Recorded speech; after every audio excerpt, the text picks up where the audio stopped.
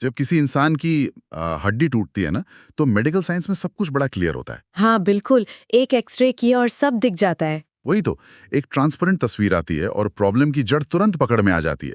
लेकिन जब समाज, भाषा या इंसानी रिश्तों के ढांचे में दरार आती है, तो कोई भी मशीन उस दरार को नहीं नाप सकती। सही बात है, वहाँ सब कुछ बहुत धुंधला और कॉम्प्लेक्स होता है। एग्जैक्टली। सोचिए एक ऐसा सिनारियो जहां आपके पास ज्ञान है, योग्यता है, पर आपको सिर्फ इसलिए रिजेक्ट कर दिया जाता है क्योंकि आपकी जुबान पर एक फॉरेन लैंग्वेज के भारी भरकम शब्द नहीं है। ये सच में बहुत चुभने वाली बात होती है किसी के लिए भी। आज के इस गहन विश्लेषण में हम इसी धुंधले और उलझे हुए सोशल फैब्रिक की पड़ताल करने वाले हैं। हमारे पास जो स्रोत है आज, वो चेतन भगत की बहुत फेमस किताब हाफ गर्लफ्रेंड के कुछ खास अंश हैं। पर हम यहाँ सिर्फ एक लड़के लड़की की रोमांटिक कहानी नहीं सुनाने वाले हैं, है ना? एकदम नहीं। हमारा असली मकसद इन सोर्सेस के जरिए भारत में जो भाषा, क्लास या वर्ग और शहर और गांव के बीच का एक बहुत गहरा भेदभाव है ना, उसको समझना है। ये एक ऐसी अदृश्य दीवार है जो हर रोज हमारे सामने खड़ी रहती है। चलिए इसको थोड़ा विस्तार से समझते हैं और मैं अपने सभी सुनने वालों को इस रोमांचक और सामाजिक सफर के लिए तैयार होने को कहूंगा। देखिए, ये एक बहुत ही गंभीर आधार है इस पूरी चर्चा का। इस कहानी का जो सबसे स्ट्रॉन्ग सामाजिक और साइकोलॉजिकल पहलू है वो यही है कि कैसे एक आम इंसान सिर्फ एक भाषा पर पकड़ ना होने की वजह से इंफीरियॉरिटी कॉम्प्लेक्स का शिकार हो जाता है। बिल्कुल गहरे हीन भावना में चला जाता है। भारत जैसे देश में जहाँ इतनी सारी बोलियां हैं, वहाँ इंग्लिश अब सिर्फ बात करने का एक जरिया नहीं रह गई है। वो एक स्टेटस सिंबल बन गई है। एग्जैक्टली वो एक सामाजिक रुतबे का प्रतीक बन चुकी है। ये एक ऐसा पैमाना बन गई है जिससे इंसान की इंटेलिजेंस और उसकी यूटिलिटी को जज किया जाने लगा है। तो चलिए इस अदृश्य दीवार को थोड़ा और करीब से देखते हैं। सोर्सेस बताते हैं कि ये जो टकराव है ये एकदम सरफेस पर तब आता है जब हमारा मेन कैरेक्टर माधव झा, जो बिहार के एक छोटे से शहर डुमरांव से आता है, वो जब दिल्ली के सेंट स्टीफेंस कॉलेज में कदम रखता है। अब सेंट स्टीफेंस का जो माहौल है वो अपनी एलिटिस्ट और अंग्रेजी कल्चर के लिए बहुत जाना जाता है। वहाँ का माहौल ही कुछ वैसा है। सही में माधव जब अपने एडमिशन इंटरव्यू के लिए उस कमरे में जाता है तो वहां का माहौल जानबूझकर थोड़ा डराने वाला और अनकंफर्टेबल बनाया गया है। वहाँ जो इंटरव्यू का कमरा है ना, वो दरअसल सोसाइटी के उस अपर क्लास का एक छोटा रूप है जो पावर और रिसोर्सेज को कंट्रोल करता है। कमरे में जो बैठे हैं प्रोफेसर पेरेरा, प्रोफेसर फर्नांडिस और प्रोफेसर गुप्ता, वो उस पूरी व्यवस्था का चेहरा है। माधव की इंग्लिश बहुत कच्ची है और इसमें उसके गांव का भोजपुरी एक्सेंट पूरी तरह झलक रहा है। बिल्कुल। तो जब प्रोफेसर गुप्ता उस पर लगातार इंग्लिश में ही बात करने का प्रेशर डालते हैं, तो माधव एक बहुत ही सीधा पर सिस्टम को हिला देने वाला सवाल पूछता है कि क्यों? क्या उन्हें हिंदी नहीं आती? अरे वाह, ये तो बहुत बोल्ड मूव था। हाँ, और ये सिर्फ एक स्टूडेंट का गुस्सा नहीं था, ये उस पूरी पुरानी व्यवस्था पर एक करारा थप्पड़ था जो इंसान के ज्ञान को सिर्फ उसकी भाषा से तौल रही थी। लेकिन देखिए यहाँ एक बड़ा पेच है। जब माधव कहता है कि मैं एक रूरल एरिया से हूँ और प्रोफेसर गुप्ता उसे बीच में टोकते हैं। हाँ, वो ग्रामर करेक्ट करने लगते हैं। वही तो, वो कहते हैं कि इंग्लिश ग्रामर के हिसाब से वहां आ लगाना जरूरी है। ये क्या दिखाता है? माधव उन्हें अपने गांव की रियलिटी, वहां का बैकवर्डनेस समझाना चाह रहा है। उसके पास रियल ग्राउंड एक्सपीरियंस है। बिल्कुल, उसके पास ग्राउंड एक्सपीरियंस का खजाना है, पर उन एलीट प्रोफेसर्स को सिर्फ और सिर्फ उसकी टूटी हुई ग्रामर सुनाई दे रही है। ये तो वैसी बात हो गई ना कि किसी के घर में आग लगी हो और आप कह रहे हो कि भाई आग बुझाने वाली बाल्टी का कलर ठीक नहीं है। ये एनालॉजी आपने बहुत बढ़िया दी, सिचुएशन को एकदम परफेक्टली समझाती है। इस पूरे कमरे में सिर्फ एक इंसान माधव के सपोर्ट में नजर आता है और वो है पीयूष यादव, जो वहाँ के स्पोर्ट्स कोच है ना। हाँ, और वो खुद भी बिहार के उसी बैकग्राउंड से आते हैं। पीयूष का वो सपोर्ट ही होता है जिसके जरिए माधव को आखिरकार बास्केटबॉल स्पोर्ट्स कोटा से एडमिशन मिल पाता है। थैंक गॉड फॉर दैट, वरना तो उसको निकाल ही देते। पर अगर हम इसे बड़े पैमाने पर देखें तो इस भाषाई वर्चस्व या लैंग्वेज डोमिनेंस का रूट कहाँ है? हमारे सोर्सेज में 1764 के बैटल ऑफ बक्सर का एक बहुत ही इंटरेस्टिंग हिस्टोरिकल कॉन्टेक्स्ट दिया गया है। वेट, बक्सर का युद्ध, ये लैंग्वेज और कॉलेज एडमिशन से कैसे जुड़ गया? जुड़ता है। भाषा की ये दीवार दरअसल उसी हिस्टोरिकल लेगेसी का हिस्सा है। ये कनेक्शन साइकोलॉजिकल भी है और थोड़ा स्ट्रेटेजिक भी। मुझे थोड़ा समझाइए इसको। मैं इस बात से पूरी तरह सहमत नहीं हूं कि एक 18वीं सेंचुरी का युद्ध आज के सेंट स्टीफेंस के माहौल को डिफाइन कर सकता है। देखिए, बक्सर का युद्ध ब्रिटिश ईस्ट इंडिया कंपनी और 3 भारतीय राजाओं की जॉइंट आर्मी के बीच हुआ था। है ना? इंडियन आर्मी के पास करीब 40,000 सोल्जर्स थे, और अंग्रेजों के पास 10,000 से भी कम। फिर भी इतनी बड़ी इंडियन आर्मी हार गई। क्यों? क्योंकि उनमें आपस में कोऑर्डिनेशन नहीं था, वो बटे हुए थे और उनका अपना ईगो उन पर हावी था। अच्छा, तो इसका इंग्लिश लैंग्वेज से क्या लेना देना? सोचो, अगर उस युद्ध का रिजल्ट अलग होता तो क्या होता? शायद आज इंडिया का लैंग्वेज और सोशल सेटअप एकदम अलग होता। आज जो हम इंग्लिश का ये एलिटिज्म देखते हैं कि एक भाषा बोलने वाले दूसरों को नीचा दिखाते हैं, ये उसी हार का और उस कॉलोनियल माइंडसेट का डायरेक्ट रिजल्ट है। यानी रूलर्स की भाषा ही सुपीरियॉरिटी का स्केल बन गई। एग्जैक्टली ये वहीं से आया है कि जो रूलिंग क्लास बोलेगा वही सुपीरियर है। आप समझ में आया। तो मैं इस पूरी लैंग्वेज वाली कंडीशन को ना एक वीआईपी क्लब के एंट्री पास की तरह देखता हूँ। हाँ, बहुत सही कंपैरिजन है। ऐसा लगता है कि किसी के पास कितना भी ज्ञान हो, एक्सपीरियंस हो, पर अगर उसके पास फ्लुएंट इंग्लिश बोलने का वो वीआईपी पास नहीं है, तो उसको मेन गेट से अंदर घुसने ही नहीं दिया जाएगा। उनको दूर से ही रिजेक्ट कर दिया जाता है। बिल्कुल। पर यहाँ एक ओरिजिनल सवाल उठता है मेरे दिमाग में, क्या किसी की बुद्धिमत्ता, उसकी समझ को सिर्फ एक फॉरेन भाषा बोलने की क्षमता से मापा जा सकता है? ये तो वो सवाल है जो हर एजुकेशन सिस्टम से पूछा जाना चाहिए। और इसी भाषा और क्लास क्लैश की बैकग्राउंड में कहानी एक नया मोड़ लेती है। यहाँ से हाफ गर्लफ्रेंड का वो अजीब सा कॉन्सेप्ट जन्म लेता है। यहाँ से दो बिल्कुल अलग दुनिया का टकराव शुरू होता है। बास्केटबॉल कोर्ट पर माधव रिया सोमानी से मिलता है। ये दोनों एकदम ऑपोजिट एंड्स पर खड़े हैं समाज के। एकदम अलग एक्सट्रीम्स। एक तरफ माधव है, सिंपल कपड़े, देहाती भाषा, पैसे की कमी, और दूसरी तरफ रिया है, जो दिल्ली के एक बहुत रिच मारवाड़ी फैमिली से आती है, जो BMW में घूमती है। हाँ, और जिसके लिए इंग्लिश उसकी फर्स्ट लैंग्वेज जैसी ही है। पर एक बात नोटिस करने वाली है, जो स्पोर्ट्स कोर्ट होता है ना, वो सोसाइटी की उन कुछ जगहों में से एक है जहां बाहर के रूल्स अप्लाई नहीं होते है। कोर्ट पर इक्वालिटी जरूर है, पर कोर्ट के बाहर की रियलिटी एकदम अलग है। सोर्सेज कहते हैं कि रिया के पास पैसा बहुत है, पर वो अपने ही बड़े से घर में घुटन महसूस करती है। उसका परिवार वैसा ही है, टिपिकल पैट्रियार्कल। हाँ, सारा इंपॉर्टेंस उसके भाइयों को मिलता है, जो आगे चलकर बिजनेस संभालेंगे। फैमिली को लगता है कि रिया को बस पढ़ाई छोड़कर किसी और अमीर घर में शादी करनी है। जबकि रिया अंदर से बिल्कुल अलग है। वो आज़ादी चाहती है, न्यूयॉर्क जाकर म्यूजिक सीखना चाहती है। और इसी घुटन और कंफ्यूजन के बीच में वो माधव के साथ एक ऐसा अजीब सा रिश्ता तय करती है, जिसको वो हाफ गर्लफ्रेंड का नाम देती है। जो कि दोस्ती से थोड़ा ज्यादा है। दोस्ती से ज्यादा, पर किसी प्रॉपर रिलेशनशिप या कमिटमेंट से बहुत कम। अगर हम इसको साइकोलॉजिकली डिकोड करें तो रिया की साइड से एक बहुत ज़रूरी बात समझ आती है। हम अक्सर सोचते हैं कि जिसके पास पैसा है उसके पास आज़ादी भी होगी, पर रिया के केस में ऐसा नहीं है। ये एक बहुत महत्वपूर्ण सवाल खड़ा करता है। क्या पैसे का मतलब हमेशा आज़ादी होता है? रिया अमीर ज़रूर है, पर वो आज़ाद नहीं है। उसके लिए हाफ गर्लफ्रेंड का ये टैग दरअसल एक बहुत स्ट्रॉन्ग प्रोटेक्टिव शील्ड या सुरक्षा कवच है। अच्छा, प्रोटेक्टिव शील्ड कैसे? देखिए, वो अपनी आइडेंटिटी और आगे की लाइफ को लेकर इतनी कंफ्यूज्ड है कि किसी भी नई चीज में पूरी तरह कमिट होने से डरती है।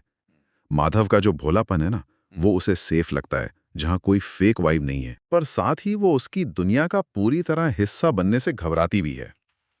यहां से मामला सच में बहुत दिलचस्प हो जाता है।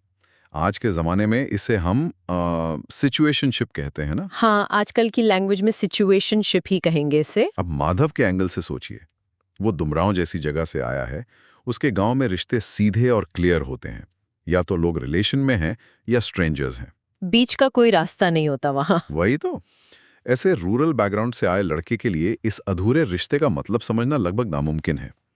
और ये कंफ्यूजन तब डिजास्टर बन जाती है जब माधव के हॉस्टल के दोस्त इसमें कूदते हैं। बिल्कुल, यहाँ पर सोसाइटी का वो कल्चरल ब्लाइंड स्पॉट और टॉक्सिक पीयर प्रेशर सामने आता है।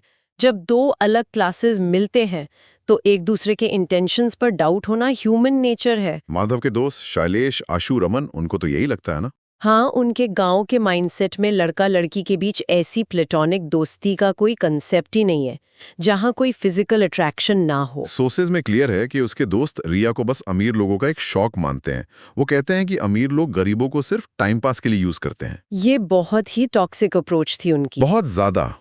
वो माधव पर प्रेशर बनाते हैं कि अगर वो तुम्हारी इतनी क्लोज है तो रिलेशन आगे बढ़ना चाहिए, फिजिकल होना चाहिए। और उनका लॉजिक ये होता है कि अगर रिया इसके लिए रेडी नहीं है तो वो माधव को सिर्फ यूज कर रही है, उसकी फीलिंग्स के साथ खेल रही है। ये उन दोस्तों की उस पेट्रियार्कल सोच का नतीजा है जहां रिश्ते की डेप्थ सिर्फ फिजिकल क्लोजनेस से मापी जाती है।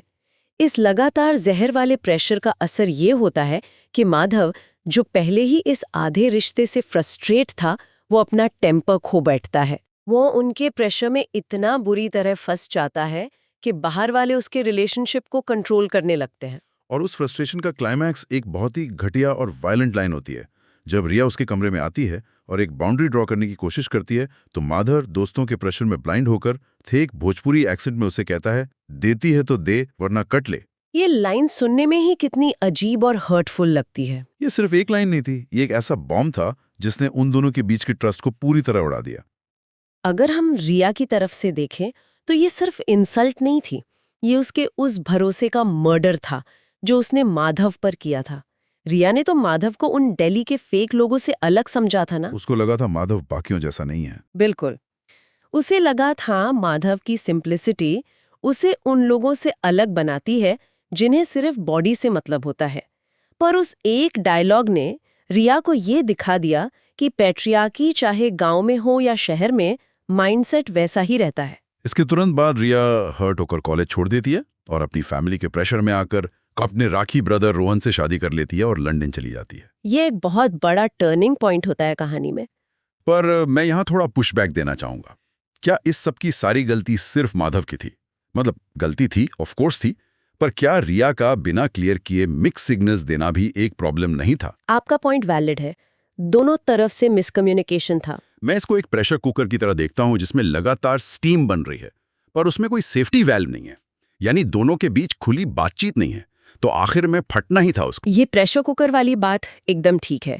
रिया ने कभी अपने इनसिक्योरिटीज के बारे में ओपन होकर माधव से बात नहीं की, और माधव अपने दोस्तों के प्रेशर को हैंडल नहीं कर पाया। हाँ, दोनों ही एक तरह से अपनी अपनी कल्चरल बैकग्राउंड और अपब्रिंगिंग के कैदी थे। पर देखिए, सोर्सेज यहाँ से कहानी को एक सिर्फ टूटे हुए रिश्ते से आगे ले जाते हैं। यहाँ से एक बड़ा सामाजिक बदलाव शुरू होता है। सही दिशा में इशारा किया आपने। ये कहानी अब टूटने की नहीं बल्कि टूटकर वापस जुड़ने की है। कॉलेज के बाद माधव किसी बड़ी एमएनसी में जॉब नहीं लेता। वो अपने रूट्स, अपने गांव दुमरांव वापस लौटाता है। वहाँ उसकी माँ रानी साहिबा एक झंझाड़ चुके दुमरांव रॉयल स्कूल को चलाने की कोशिश कर रही हैं। स्कूल की हालत बहुत खराब है, बच्चों के लिए बेसिक फैसिलिटीज भी नहीं है। और यहाँ कहानी में एक बहुत बड़ा आयरनी आता है।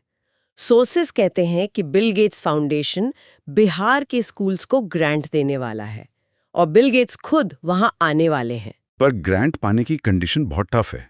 माधव को बिल गेट्स के सामने एक बहुत ही शानदार इंग्लिश स्पीच देनी होगी। ये देख रहे हैं आप, जिस इंग्लिश ने माधव को सेंट स्टीफेंस में इतना जलील किया था, आज वही इंग्लिश उसके गांव के बच्चों का फ्यूचर बचाने की एक लौती चाबी बन गई है। क्या आयरनिया वाकई में। तो इसीलिए माधव पटना जाता है एक इंग्लिश कोचिंग क्लास लेने। वहां वर्मा सर उसे इंग्लिश सिखाते हैं और उनका फंडा बड़ा क्लियर होता है। इंग्लिश किसी को डराने के लिए नहीं, अपनी बात कॉन्फिडेंस से रखने के लिए है। यहाँ जो सबसे रोचक बात है वो ये कि इस स्टेज पर भाषा अब एक बैरियर या दीवार नहीं रही। वो माधव के लिए एक टूल या औजार बन गई है अपने गांव को बचाने का। और इसी स्ट्रगल के दौरान पटना में एक और बड़ा शॉकर मिलता है। माधव की रिया से वापस टक्कर हो जाती है। हाँ, और अब वो दिल्ली वाली केयर फ्री रिया नहीं है। बिल्कुल नहीं। वो अब डिवोर्सी है। वो डोमेस्टिक वायलेंस का शिकार हुई थी लंदन में और अब नेस्ले में काम कर रही है पटना में। अब वो अपनी रियल आइडेंटिटी और इंडिपेंडेंस ढूंढ रही है। और दूसरी तरफ माधव भी अब वो पहले वाला कंफ्यूज लड़का नहीं है। उसका फोकस अब एकदम क्लियर है अपने स्कूल को लेकर। फिर रिया माधव की उस स्पीच को लिखने में उसकी हेल्प करती है। वो उसे रटना नहीं सिखाती, बल्कि बताती है कि इंग्लिश में सोचते कैसे हैं। और इसी दौरान वो गांव भी आती है, माधव की माँ का बनाया हुआ लिट्टी चोखा भी खाती है। लिट्टी चोखा तो बेस्ट है, पर इस प्रोसेस में उनकी बीच की वो जो पुरानी कड़वी दीवार थी, वो धीरे धीरे टूटने लगती है। स्पीच का दिन आता है और माधव इतना रियल और ग्राउंड लेवल से जुड़ा स्पीच देता है कि स्कूल को ग्रांट मिल जाती है। अगर हम इसे सोशली देखें तो माधव का गांव लौटना रिवर्स माइग्रेशन का एक बहुत शानदार एग्जाम्पल है। यूजुअली लोग गांव से शहर भागते हैं, हाँ, और वहां खो जाते हैं। पर यहाँ माधव एजुकेशन लेकर गांव का भला कर रहा है। मैं तो इस सफर को एक Phoenix rising from the ashes से कंपेयर करूंगा। वो राख से वापस उठने वाली चिड़िया, बिल्कुल वैसा ही है। जब माधव ने रिया को पाने की वो अपनी जिद छोड़ी और एक बड़े सोसाइटी वाले मकसद के लिए फोकस किया, ठीक उसी टाइम रिया एक दोस्त बनकर उसकी जिंदगी में वापस आ गई। पर सुनने वालों, ये पीस ज्यादा देर नहीं टिकती। सोर्सेज में बताया गया है कि स्पीच की सक्सेस के तुरंत बाद रिया फिर गायब हो जाती है। ये पार्ट तो बहुत ही फ्रस्ट्रेटिंग था। बिना बताए बस एक लेटर छोड़कर गायब हो जाना। उस लेटर में वो लिखती है कि उसे लंग कैंसर है और वो मरने वाली है। वो कहती है कि उसने ये इसलिए किया ताकि माधव उसे पेनफुल तरीके से मरते हुए ना देखे। माधव टोटली टूट जाता है। 3 साल निकल जाते हैं, वो बस एक मशीन की तरह स्कूल चला रहा होता है। और फिर एक दिन उसको पटना आना पड़ता है और वहाँ उसे रिया की जर्नल्स मिल जाती हैं। और उन पन्नों को पढ़कर जो सच सामने आता है वो हिला देने वाला होता है। पता चलता है कि लंग कैंसर का पूरा ड्रामा झूठ था, कोई बीमारी थी ही नहीं। उसने ये झूठ इसलिए बोला क्योंकि उसे पता था कि इंडियन सोसाइटी में, खास तौर पर एक छोटे गांव में, एक डिवोर्स्ड औरत जो डोमेस्टिक वायलेंस झेल चुकी हो, उसे कैसे देखा जाता है। माधव की माँ के लिए तो वो एक कलंक की तरह थी। रिया ने खुद को उसकी लाइफ से निकाल दिया ताकि माधव और उसकी फैमिली को सोसाइटी के ताने न सुनने पड़े। रिया का झूठ बोलना दरअसल भारतीय समाज में महिलाओं द्वारा किए जाने वाले त्याग या सैक्रिफाइस का प्रतीक है। मैं इस पर थोड़ा सवाल करना चाहूंगा, क्या किसी को सोसाइटी से बचाने के लिए उससे इतनी बड़ी सच्चाई छुपाना प्यार है या धोखा है? किसी की मर्जी के बिना उसके लिए इतना बड़ा डिसीजन लेना कि उसको आगे की जिंदगी एक दर्द में गुजारनी पड़े, क्या ये ठीक था? ये एक बहुत कॉम्प्लेक्स मॉरल डायलेमा है। रिया की नीयत शायद अच्छी थी, पर उसने जो तरीका अपनाया उसने माधव को इमोशनली डेड कर दिया था। वही ना। पर फिर यहाँ से माधव का जुनून सामने आता है। जब उसे जर्नल से पता चलता है कि रिया हमेशा से न्यूयॉर्क जाना चाहती थी अपनी म्यूजिक के लिए, तो वो यूएन इंटर्नशिप का बहाना बनाकर न्यूयॉर्क पहुंच जाता है। एक अनजान शहर, इतनी ठंड, और वहां लगातार हर लाइव म्यूजिक बार छान मारना। ये तो सच में सुई को भूसे के ढेर में ढूंढने वाली बात हो गई। फाइंडिंग अ नीडल इन अ हेस्टैक। ये सिर्फ किसी को ढूंढना नहीं था, ये उस प्यार और जुनून की जीत थी जो लैंग्वेज और क्लास सबसे ऊपर होता है। उसने हार नहीं मानी। और आखिरकार एक छोटे से कैफे में, कैफे वाह में उससे रिया मिली जाती है। कहानी के एपिलॉग में हम देखते हैं कि वो दोनों दुमराओं में साथ मिलकर स्कूल चला रहे हैं और अपनी फैमिली के साथ रह रहे हैं। इन सब सोर्सेज से हमें यही सीख मिलती है कि भाषा, पैसा और क्लास ये सब सिर्फ दीवारें हैं। अगर आप में हार्डवर्क और ट्रू पैशन है तो आप उनको तोड़ सकते हैं। एग्जैक्टली। और इसके साथ ही हम इस गहन विश्लेषण के एंड तक पहुंच गए हैं।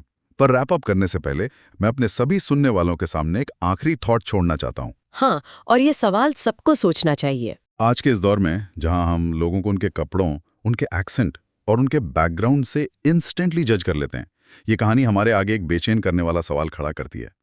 क्या हमारी असली पहचान उस भाषा से होती है जो हम बोलते हैं, या उन चुनौतियों से जिनका हम सामना करते हैं, और उन लोगों से जिनके लिए हम पूरी दुनिया से लड़ने को तैयार रहते हैं? सोचिए जरूर।